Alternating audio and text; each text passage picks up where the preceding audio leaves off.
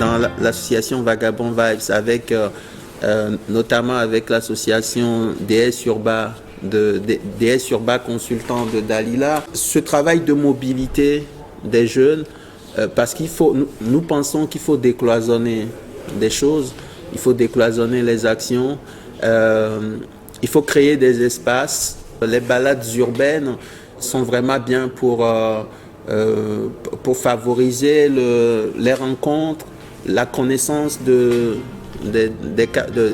différents quartiers.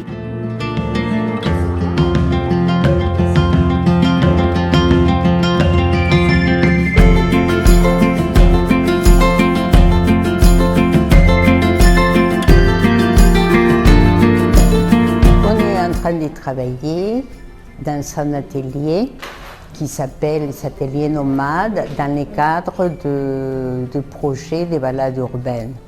Alors, quelle est l'importance de ces ateliers? Ces ateliers, ce n'est pas pour faire quelque chose, ils ne sont pas occupationnels. C'est surtout pour connaître son lieu de vie, connaître son arrondissement, son quartier et pouvoir s'impliquer dans la vie de ces quartiers.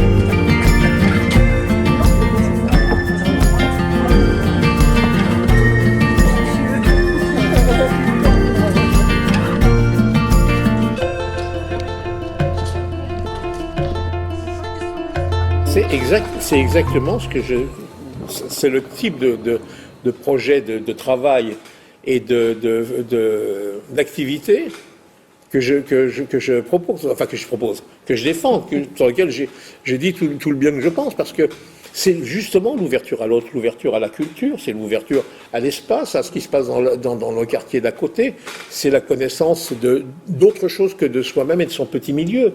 C'est ça qui me semble le plus important. C'est ce travail-là qui est fait, qui peut aider. Alors, dans quelle proportion il est fait, c'est ça aussi. Est-ce que combien de gens ça peut toucher? Est-ce qu'il faut le développer? Est-ce que les financements sont suffisants? Est-ce que les acteurs pour aider au travail sont suffisants aussi? Et qu'est-ce qu'il faut apporter pour que ça se développe? On fait une balade à la campagne à Paris. C'est un ancien lotissement de 90 maisons et c'était fait pour les personnes dont c'était dans les besoins. Mais à l'époque, et maintenant, une maison coûte 900 000 euros, 1 300 000. Alors les choses ont bien changé. Mais le plus intéressant, que c'était une petite colline et après il a eu Haussmann qui a fait les grands travaux en 1860 et tous les gravats de l'avenue Gambetta et de la République sont venus là. Et c'est surtout trouver cet endroit en plein Paris, c'est merveilleux et idyllique, quoi. Mais hélas, il n'y a pas trop dans la ville.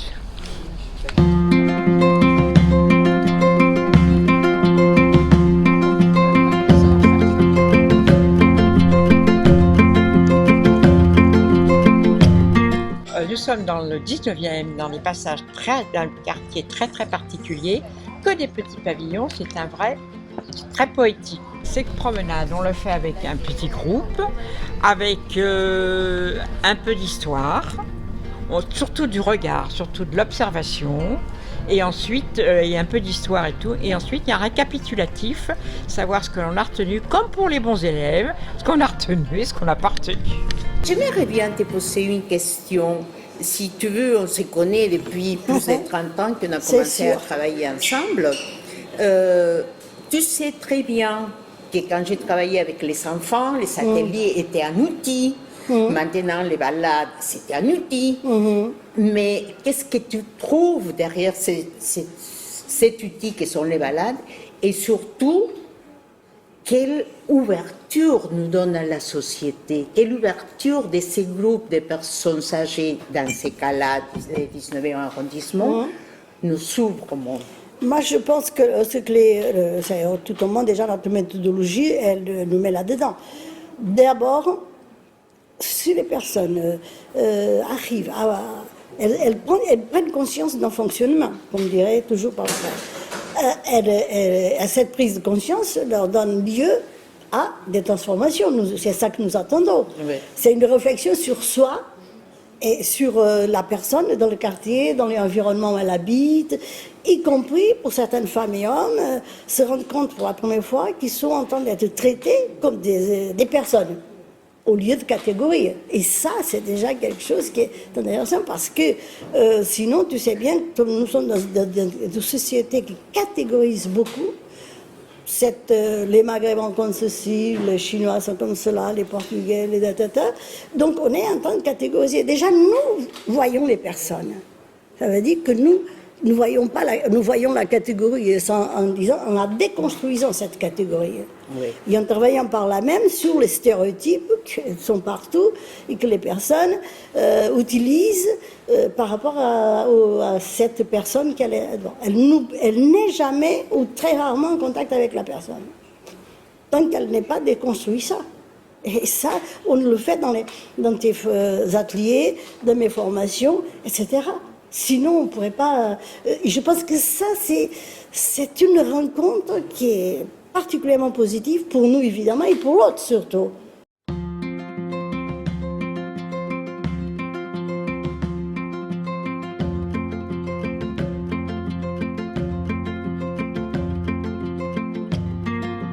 Bon, et alors, ici, tu habites depuis quand? Alors, moi, je veux dire, voilà. Moi, je suis arrivé ici en 1994, quartier Stalingrad. C'est-à-dire une époque où le 19e arrondissement avait été totalement délaissé. Les boutiques fermaient à 19h, il n'y avait plus rien. Le bassin de la Villette n'était qu'une espèce de grande surface complètement désolée. Les bâtiments généraux, il n'y avait rien. La rotonde était fermée. Les bâtiments généraux, c'est les magasins généraux, des voilà. ICAD. Il y en a qui étaient fermés et l'autre avait été écoulé, cassé. Il y avait un peu d'habitat insalubre un peu partout. Et à cette époque-là, le 19e, c'est dire dans quel état avait été laissé l'arrondissement, à cette époque-là, le 19e ne possédait plus aucun cinéma. En 94. Mais il avait avant 5 à 6 cinémas. Avant, ils avaient été fermés au fur et à mesure. En 94, il n'y avait plus aucun cinéma. Un parc où effectivement, ceux qui sont arrivés au tout début ont dit que c'était magnifique. Ouais. Et ce qui m'avait plu aussi, c'était l'architecture de ces immeubles. Parce que ces immeubles conçus en 53-54, par rapport à ceux-là qui sont arrivés beaucoup plus tard, 72-74, ces immeubles-là, il y avait des paris architecturaux qui étaient de privilégier la taille des pièces. C'est-à-dire qu'effectivement, nos immeubles ici, contrairement à ceux-là, n'ont pas ce grand couloir qui dessert toutes les pièces. C'est-à-dire que ces immeubles-là bénéficient de séjours de 20 mètres carrés, de chambres de 11-13 mètres carrés. Ah oui, c'est colossal. Moi, j'ai quasiment un 70 mètres carrés. Alors que là, vous avez tout cela, vous avez effectivement une entrée avec un espèce d'immense couloir qui mange un tiers de la surface. Bon, on se trouve avec Rosa, mais maintenant dans un autre cadre. Alors, on est au Café Urbain, qui est un café qui se trouve à l'angle de l'avenue de Flandre et de la rue de l'Ourcq, parce que malheureusement, le 108 a été complètement fermé. Nous avons été expropriés de notre lieu. Mais c'est la fin d'une partie de l'histoire. C'est la fin d'un engagement sur un territoire, mais ce n'est pas la fin des projets. C'est pas la fin de notre travail. On a travaillé pendant 20 ans sur la notion de territoire, sur la notion d'espace urbain. Et l'idée, c'est de continuer à le faire. Donc aujourd'hui, on développe un festival de littérature urbaine, donc qu'on va faire hors les murs. On développe un tas d'activités avec les habitants, d'abord avec Dalila. Là, on va travailler sur des balades urbaines autour d'Alfonska. Et en fait, notre rôle, c'est de faire de la médiation et de rééquilibrer ce qu'il n'y a, enfin, remettre un peu de ce qu'il n'y a pas. Donc, avec ou sans des murs, on continue à le faire. Nous sommes à côté d'Edith Piaf, après avoir visité tout ce quartier de petites maisons fleuries, là on est retombé dans la vie trépidante de Paris. Et voilà. Non, je ne regrette rien, ni le bien qu'on m'a fait, ni le mal, tout ça m'est des dégâts. Non, rien de rien, non, je ne regrette rien, c'est payé, balayé, oublié, je me fous du passé. Et nous voilà dans une balade organisée par Dalila de l'association Urba Consultant. Dalila, elle met tout son cœur dans ce qu'elle fait. Elle nous fait découvrir plein d'endroits, elle nous fait aimer la ville. Et puis, c'est une espèce de temps suspendu quand on se promène dans des endroits calmes à Paris, qu'on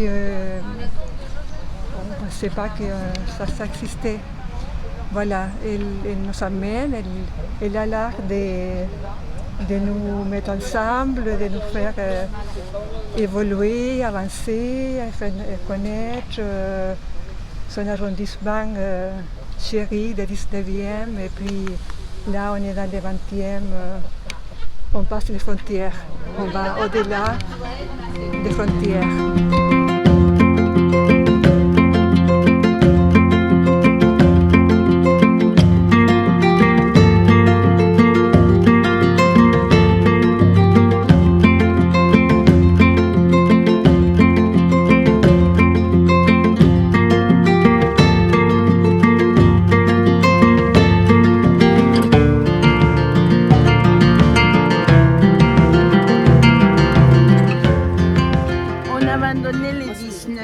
Parce qu'on voulait montrer des choses différentes, quoi. C'est-à-dire une autre conception des jardins, une autre façon de l'utiliser. C'est plutôt ornemental ici, dans le 19e, il n'y a pas trop de jardins, quoi. Si tu veux, par contraste, ça c'est les choses. Et aussi parce qu'elle était rénovée complètement, rénover les bâtiments et tout ça. On est ouvert à aller au-delà du 19e parce que c'est 10 ans de balade, alors là on connaît le 19e. Et surtout la ville, elle n'a pas que le 19e, quoi.